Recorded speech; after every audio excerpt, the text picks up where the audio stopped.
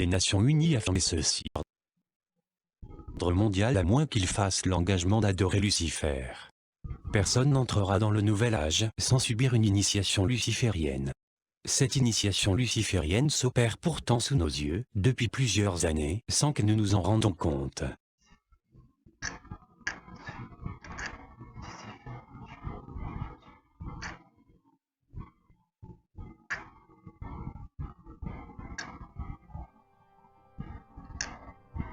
Les adeptes du Nouvel Âge prophétisent l'imminence d'une période bénie, qu'ils appellent l'ère du Verseau. L'ère du Verseau serait une étape de l'évolution de l'humanité. Elle consisterait à entrer dans une période et un contexte de paix totale. L'ère du Verseau serait donc un nouvel âge sur la Terre, qui devrait marquer une transformation des valeurs de l'humanité par l'avènement des valeurs spirituelles. Mais pour accepter ces valeurs spirituelles, il faudrait détruire les valeurs de Dieu. Cette entrée dans l'ère du Verseau devrait être marquée par les douleurs de l'enfantement, et ne s'opérer que dans une sorte de mort à soi-même, où chacun est appelé à renoncer à ses idées, à ses convictions, y compris religieuses, bien sûr, et à ses comportements. Vous comprenez qu'il s'agit donc de rompre avec toute prénotion humaine, morale et religieuse, auxquelles les hommes sont habitués.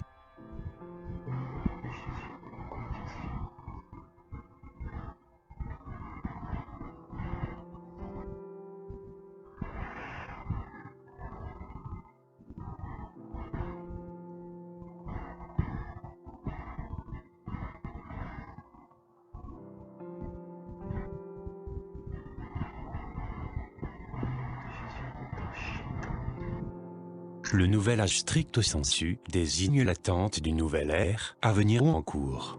Ce millénarisme se distingue par le fait que le changement à venir ne serait ni abrupt, ni violent, ni même issu d'une force supérieure, mais qu'il nécessiterait la participation des êtres humains. Les hommes seraient donc les seuls maîtres de leur destinée, et c'est à eux d'agir. L'apparence de cette nouvelle ère est celle d'un monde de paix et de justice. Alice Bailey, l'une des fondatrices de ce mouvement, affirmait que cette ère serait inaugurée par le retour du Christ, qui instaurerait une religion mondiale et même un gouvernement mondial. Le nouvel âge tire ses préceptes des idées d'Alice Bailey. Cette dernière annonce le retour du Christ et lance l'idée de groupement dit de bonne volonté mondiale. Les pratiquants du New Age ont une tendance générale à rejeter les définitions qu'ils considèrent rigides ou doctrinales de Dieu. Dans le New Age, on ne doit pas croire en Dieu mais faire l'expérience de Dieu. Ce dernier est plus souvent vu comme une force de vie que comme une personne. Avec la montée de l'humanisme séculier, l'homme se considère de plus en plus comme autonome, n'ayant aucunement besoin d'un Dieu suprême.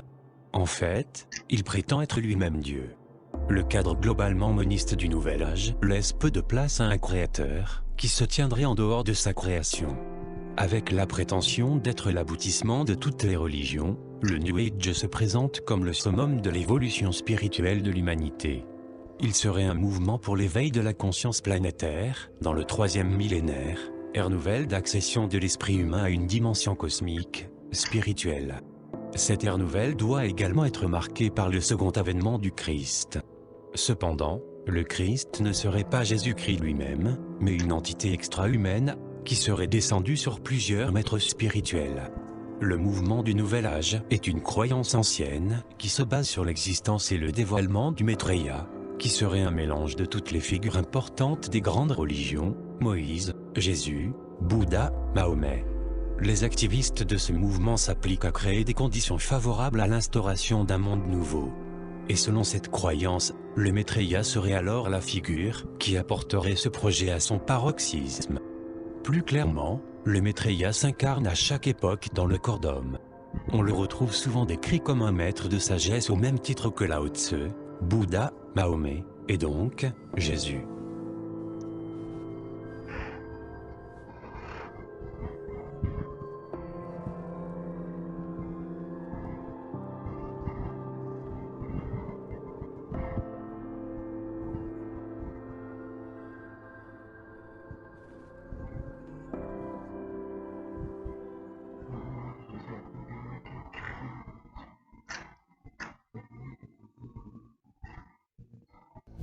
Certains l'appellent Apocalypse. C'est une sorte de divinité. Vous êtes